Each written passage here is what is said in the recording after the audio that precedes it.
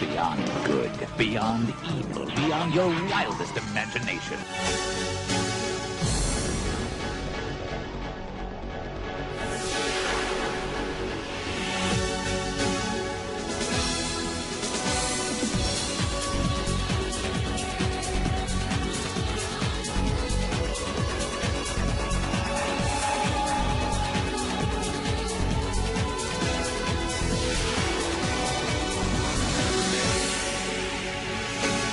Hello and welcome to episode 21 of ToonCast Beyond, brought to you by the GeekCast Radio Network. I'm your host, Steve Joe and Mike, and joining me is Sketch1984. Hello, sir.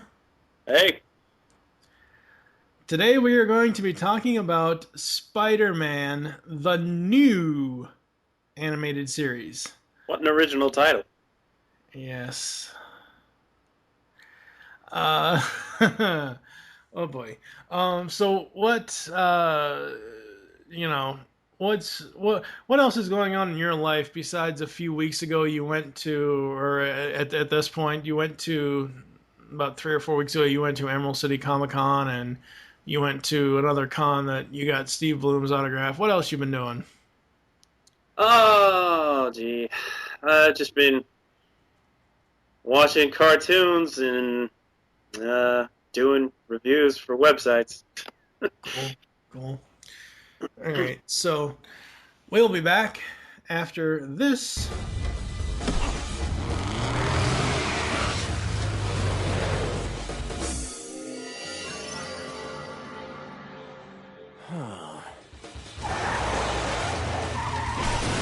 When are people gonna learn? It's New York. Nothing beats the subway. Max Dillon? Alright, so we are going to be setting the stage, and to set the stage, Spider-Man the New Animated Series, also known as MTV Spider-Man, is an animated series featuring the Marvel comic book superhero Spider-Man, which ran for 1 season, 13 episodes, starting on July 11th, 2003. The show was made using computer-generated imagery, CGI, rendered and cel shading, and was produced by Mainframe Entertainment. Executive producer Brian Michael Bendis, who also wrote the Ultimate Spider-Man comic book for Sony Pictures Television and broadcast on MTV, ABC Family, and YTV. Initially, this series was intended to be an adaptation of the Ultimate Spider-Man comic book. Spider-Man was voiced by Neil Patrick Harris. Oh boy. Okay, so the basic gist of the synopsis of this, the CGI version of Marvel's popular superhero, features the voice talents of Neil Patrick Harris as Peter Parker, Lisa Loeb as Mary Jane, and Steve Sanders as Harry Osborn. Oh, I'm sorry, Ian Ziering.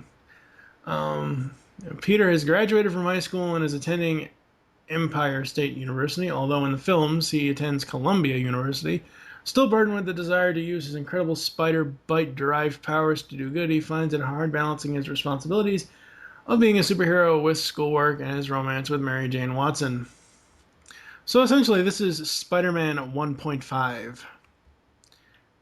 You know, because they hadn't got to 2 yet. Obviously. 2 is still a year away from being released in theaters. What were your first... Did you see this when it aired? I did see this when it aired. What were your first impressions when you saw it when it aired?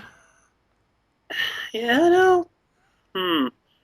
I thought it was pretty decent when it aired. It's, as a follow-up to the movie, there were some things that didn't quite click. Right. But I kind of enjoyed having a Spider-Man in the college setting. That was kind of nice.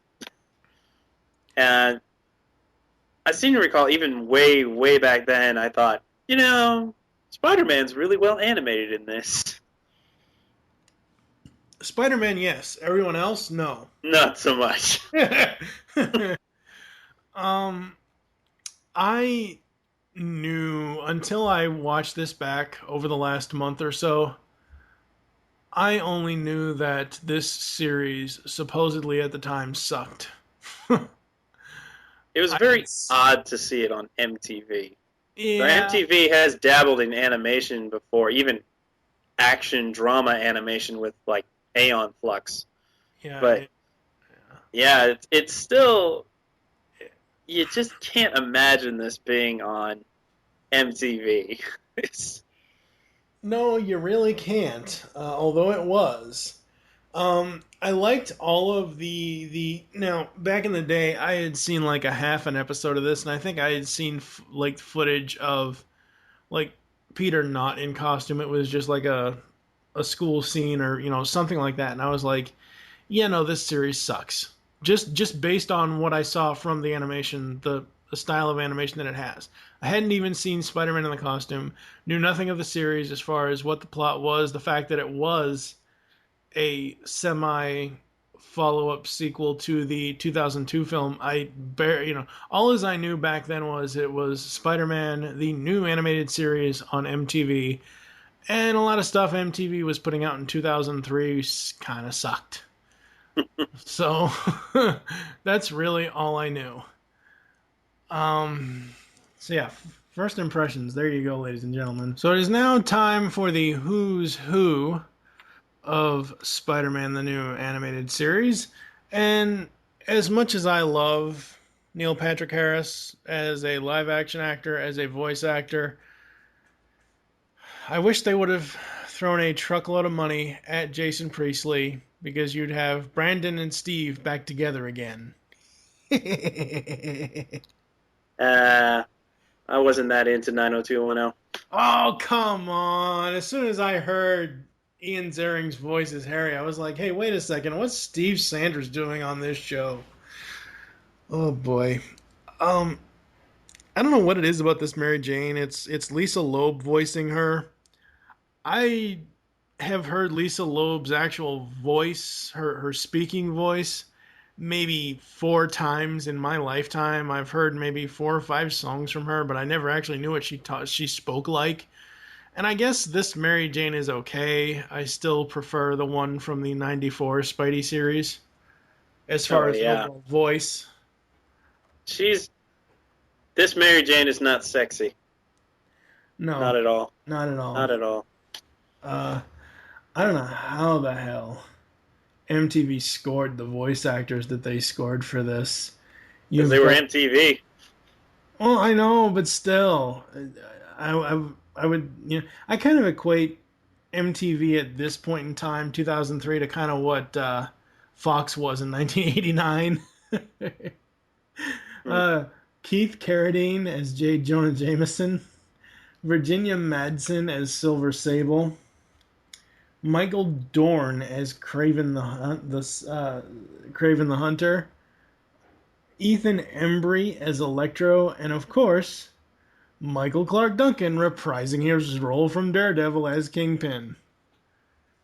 That was kind of cool. That was a nice touch. Yes, it was a very nice touch. And you had Devin Sawa as Flash Thompson, Rob Zombie as the Lizard. Don't know the Lizard. Don't know why that had to happen. Rob also voiced the Lizard alter ego, Dr. Kurt Connors. Worst voice casting ever for Kurt Connors, I think. Yeah, only because all the other voices for Kurt Connors were better, but I didn't think he did a terrible job. Yeah. Do you have any favorites from the voice cast? Favorites from the voice cast?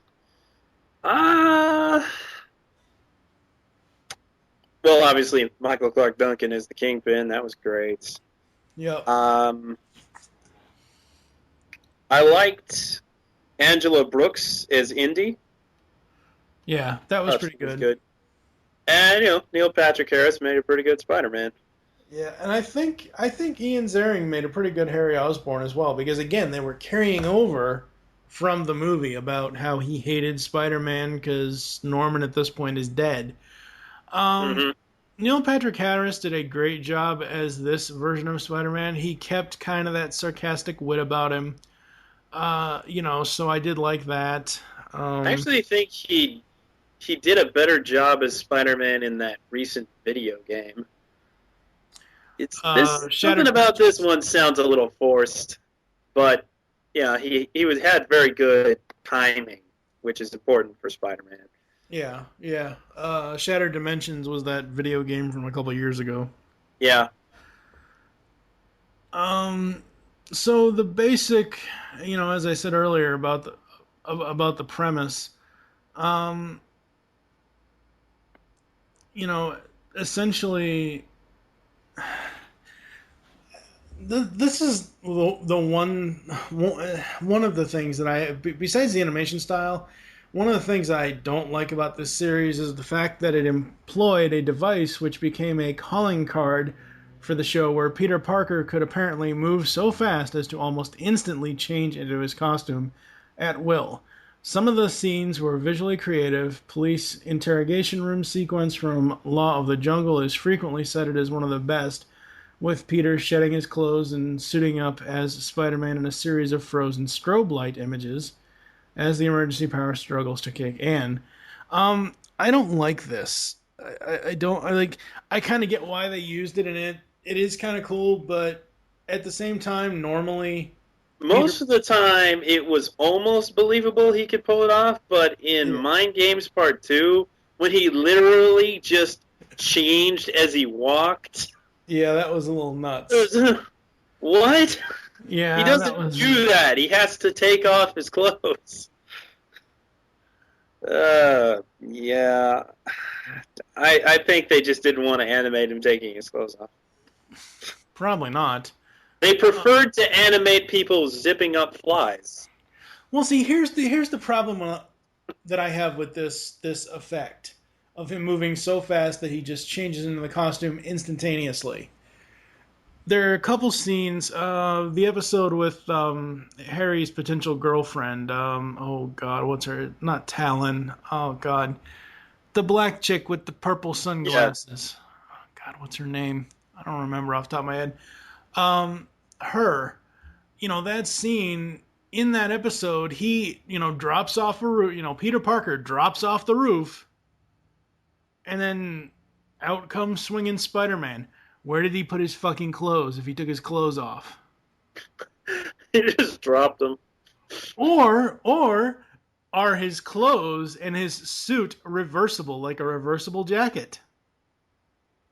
I know that's impossible, but that's just a... Well, he said they weren't spandex. Yeah, that's true. I don't know. No, we frequently see him, throw something up against a wall and shoot webs at it. Yeah. So, yeah. I guess maybe that's what he does with his clothes. But somebody's got to notice that. I mean, police choppers, traffic cams, Hey, there's some clothes hanging off webs right there. I'll bet they're Spider-Man's. What? Are you stupid? Why would Spider-Man leave his clothes somewhere? Oh, boy. We don't even know if Spider-Man wears people clothes. You're an idiot. Oh, boy. Did you have any overall thoughts from the series that you wanted to bring up? Well, I think it had some very good action sequences. It did, yes. I will agree to that. The stories were a little bland.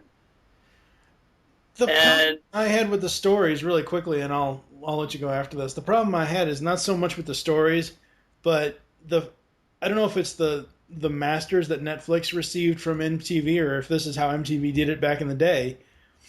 A few of the episodes, the next on was actually like the previous episode, and I'm like, wait, what? Why? Netflix put them out of order, obviously. And that drove me crazy, because there are things that would happen that have...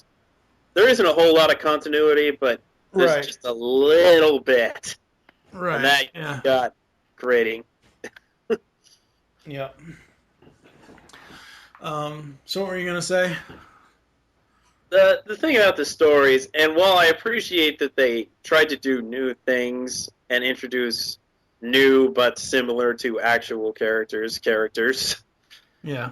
It just kind of made it feel very empty and pointless.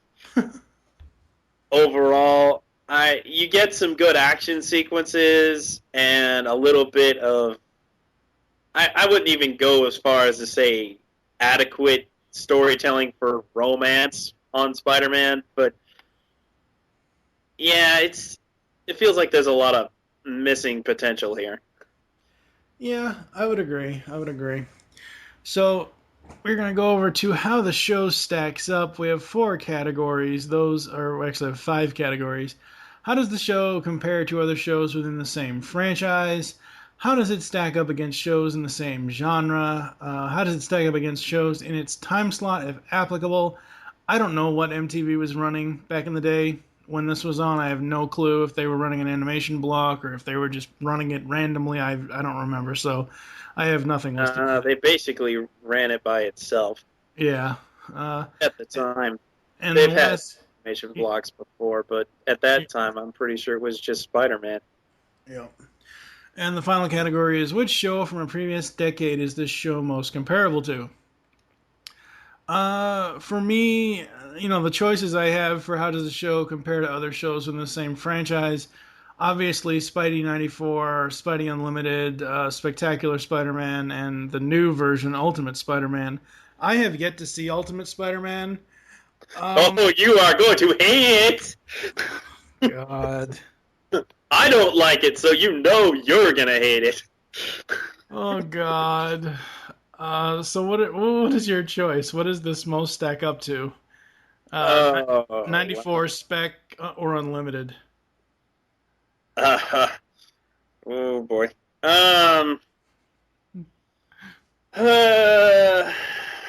Bold, Spectacular, and 94 are way, way, way better.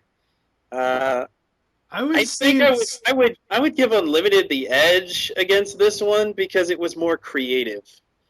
Yeah, I would say as far as design and stuff, like I know this version is CGI and all the other ones aren't. Well, the other previous ones aren't. But I would compare it with Unlimited simply because of like the music and stuff like that for it. That's really for me how I would compare it to Unlimited. What were you gonna say? This and Unlimited are about in the same tier for me as far as Spider-Man shows go. Yeah. Now, as far as other shows in the same genre, I have listed here a number of shows. Iron Man 94, X-Men 92, X Evolution, Wolverine and the X-Men, Batman the Animated Series, Superman, and JLJLU. Honestly, this show, for me, I enjoyed watching this more than I enjoyed watching X-Men Evolution, so it's, in my personal opinion, it's better than X-Men Evolution. But it's not better than any of the other ones that I have listed here. Incidentally, it's the only other one that was animated in Canada. Well, that was voiced in Canada. I don't know where it was animated. No, it was animated by Roman, wasn't it? I don't remember off the top of my head. We'll get to that when we get to the Evolution episode. It's the thing that I'm in the comparison to. Yeah. What about you? On this list, it's worse than all of them except for maybe half of Iron Man. The first half. The second half was good. Yeah, that's basically what I mean. Yeah. All right, so which show from a previous decade is this show most comparable to? I put Spidey 94, but worse. That sounds about right. There's not that many Spider-Man cartoons when he's in college. So there's Spidey 94, and I think Spider-Man and His Amazing Friends, and maybe the 80s solo series he was in college. Yeah. I want to say... Was he in college in the 60s series? I don't remember. I've never seen the 60s series. I know it's on Netflix, so I'm sure I'll watch it at some point. Didn't you guys cover that in ToonCast? The 60s series? No, we covered the 90s series briefly. Okay. Yeah, I don't know. I only saw some of the 60s series. But I want to say there hasn't been one since this series in which Spider-Man was in college. Right. I think your opinion that it's Spider-Man 94 but worse is pretty accurate. Yeah. Okay, so they have had better Spider-Man animation though. Yeah, that's true. Because 94, I mean, it was red all over. with a little bit of black and a little bit of blue because that red bled. So we are the IGN replacement crew. 0 to 4. 0 is you just want to kick somebody in the nuts for watching this. 1 is don't ever watch this show at all. 2 is worth a watch on watch view if you come across it. 3 is you should definitely be DVRing the show. Well, obviously you can't do that anymore because it's not airing. And 4 is you need to add this to your DVD collection as soon as possible. Did it even get a DVD release? I don't even know. Actually, yes. It got a full series release, and it also got, let's say, 3 or 4 single disc releases that made up the whole series. Because Sony really milked this one. Yeah, they did. So, I would say it's a 2 or a 3. Simply because if you're already paying the $8 a month for Netflix, or if you're paying for Hulu Plus, I don't know if it's on Hulu Plus. I know it's on Netflix. It's on Hulu, it's on Netflix, it's on Crackle. Okay. There's so many ways to catch this show. Okay, well, I'm just saying if you're already paying that monthly price for Netflix and you want to see a slightly different take on Spider-Man, check this show out. The reason why I say that is because what I found really interesting in this show is the music. That's the one, outside of the voice acting, outside of the animation, the one thing that made me absolutely get into this show was the techno music that they used for the theme and for all the action sequences. I absolutely loved it. So I would give it probably a 2. I'd give it a generous 2. Generous 2. And as Sketch said before, the complete series was released on DVD as Spider-Man: The New Animated Series Special Edition on January 13th, 2004. Wow. Huh, that old. Okay. And as I've just said, it can, and as Sketch said, it can be viewed many places online. Because Sony likes... This was on Kabillion for a while, which is ridiculous. This show is not for children. Wow. Yeah, back in the day, Sony really wanted to milk this spider cow. So with that, I think we're going to take a commercial break, and we'll come back to close the show.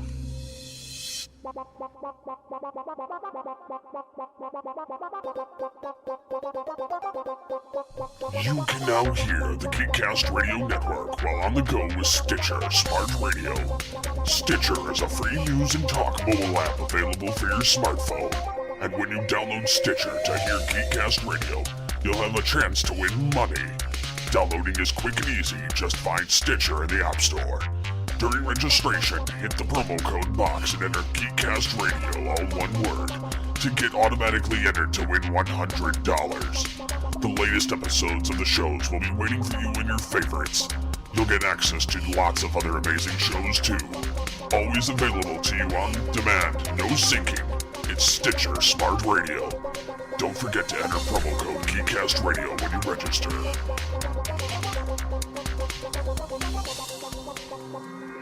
Movie Week in Review is the GeekCast Radio Network's weekly movie podcast. Steve and Mike take a look back on their favorite films and give you their thoughts. They also bring in co-hosts at times. If you are a movie buff, listen to M-Wire only on GeekCastRadio.com. Do you like retro shows? Did you grow up in either the 80s or the 90s? Then tune into Telecast, GeekCastRadio.com's newest podcast. Join us here on the Telecast as we revisit some of your favorite shows, such as Clarissa Explains It All, Salute Your Shorts, Saved by the Bell, and much, much more, only on GeekCastRadio.com. Sword of Omens, give me sight beyond sight. I see a new episode of ToonCast coming this week. So the one thing that we forgot to talk about was the actual episodes. Yeah. How long have you been doing this? Shut up. And the rookie had to remind you. Fuck you. I will say I like Stan Lee guesting as the guy in Mind Games. Oh, I didn't like that. I didn't like Evil Stan Lee. I thought it was kind of cool. Well, it was cool, but I think they could have used Stan Lee better. Well, what are you gonna do? Make him a Hugh Hefner look-alike? I mean, come on. That would have been good. What are you gonna do? Give him a poison bottle of soda? I mean, come on. Stanley should have been there to give good advice, not bad advice.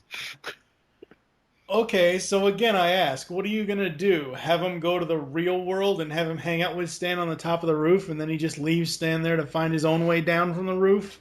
No, that was 94. that was ugh. Why? You know they were totally shipping Stan Lee and Madam Web. Oh boy, I did not want to know about that. Thank you very much. Mm-hmm. Oh, good lord. So what did you want to say about the episodes? Well, a lot of these are entirely forgettable. What I remembered off the bat from watching the show back on MTV was I remembered Electro's storyline because that was kind of sad. And I remembered Spider-Man fighting Kraven once. And the Lizard, I remember the Lizard one. The Lizard episode is probably the best. It had a pretty good story, a good mystery to it, good action sequences, and that rather stylish scene when Spider-Man suits up in the police. But what's Peter going to do to explain why he was no longer where they left him in the precinct? Yeah. There was a lot of that kind of thing going on. But I liked that at first, when the table flew out the window, I was like, Spider-Man, why aren't you stopping the table? That's usually what you do in these instances. You really should do that. But then they made a joke of it that nobody was hit by the table, as Jameson was pointing out. Yeah. Like, okay, that almost saves it, but still, that kind of thing seems odd because it was very inconsistent in how Spider-Man would save people. I will say that Heroes and Villains, episode 6 with Turbojet, I will say that Spider-Man was actually trying to help the guy as far as, why. And again, the same thing with, like, the episode with Harry's girlfriend, what's her name? I thought that was Talon. I thought that was cool that he was trying to help her as well without, sending her to jail or, beating the ever living crap out of Turbojet. I thought that was kind of cool about the episodes. Honestly, this is probably a series I will never watch again. I think I can emulate those sentiments. It's I like, mean, that's why I haven't watched this show again. Well, it's not that the series is bad. It's just, okay, I've seen it, and that's, like it's not memorable enough to care about seeing more than once. Yeah. I mean, I can go back to Spidey 94, and I can watch, Neogenic Nightmare, the multi-parter, or I can watch, Secret Wars, the 2-part finale. I can go back and watch those because I like those episodes regardless of how badly animated some of those are. And that but they had enjoyable CGI is so weird. Yeah, that's true. And plus, Jennifer Hale as Felicia Hardy in that series. Oh boy. Anyway. That was nice. Yeah. So that's going to do it for Spider-Man 2003. You got anything you want to pimp out before we close the show? Wait, there is one thing I want to say about Spider-Man 2003. It ended on a really downer note. Because I think MTV and Sony and Paramount wanted it to come back for a second season. They did. They were actually shopping it around for quite a while, and people were like, well, where are they going to put it? Maybe it won't be back on MTV. There was a lot of discussion of maybe it would come to Cartoon Network or Nickelodeon or something. Maybe they would tone it down. And I believe after that convoluted process, Sony eventually remade this as the Spectacular Spider-Man, only it's not at all similar. Yeah. So that's the convoluted story of never getting a second season. And you know what? Spectacular Spider-Man, way more worth the second season of this. In my opinion. Yeah. I feel like they probably could have done some interesting things if they were, if they did more of the actual Spider-Man villains. They were kind of tied down by what Sony wanted to do with movies. So they couldn't use Dr. Octopus, they couldn't use Venom, they couldn't use probably various other characters that they were considering using in movies. So it was kind of a victim of circumstance, but they still should have been able to pull something a bit more worthwhile out of it, in my opinion. Yeah. It's just pretty forgettable. I agree. It's amazing how much Sony pimps this out on their services and stuff, considering how forgettable it is. Yes. But, watch it if you want. Don't watch it if you don't want. You're good either way. Yep. Anything you want to pimp out before we close the show? Still doing reviews and occasionally doing podcasts with the Scratchpad guys at the realscratchpad.wordpress.com. We just did an upfront overview, which I missed half of because I had to go do something in the middle of it. Oh. Still sick, apparently. Yeah. So thank you for joining us here on ToonCast Beyond. There are several ways to get in contact with us or leave feedback for the show. Visit the website, geekcastradio.com. You can comment on each episode post. We encourage this. We will respond. We will engage in debates with you on the different episode posts. You can email Geekcast Radio Network at feedback@geekcastradio.com. Leave the show's feedback on iTunes. Please do this. Follow us on Twitter. The show name there is ToonCast Beyond. Mine is TFG1 Mike. What is your Twitter? Sketch 1984. Become a fan on Facebook. Go to facebook.com/Geekcast Radio Network. Call the voicemail line. Tell us you're leaving the message for and your name. 502-526-5821. If you have a microphone or USB headset, you can actually just go to the website. On the right-hand side, there's a button that says Send Voicemail Now. You can record it directly from your computer if you'd like to do it that way. We hope you enjoyed this episode of ToonCast Beyond and wish you'll join us next time when we will be continuing on in the season of superheroes with the show that defeated everything with friendship, the Spectacular Spider-Man. For now, I am TFG1 Mike with Sketch 1984. Thank you for listening. Until next time. Same spider time, same spider channel.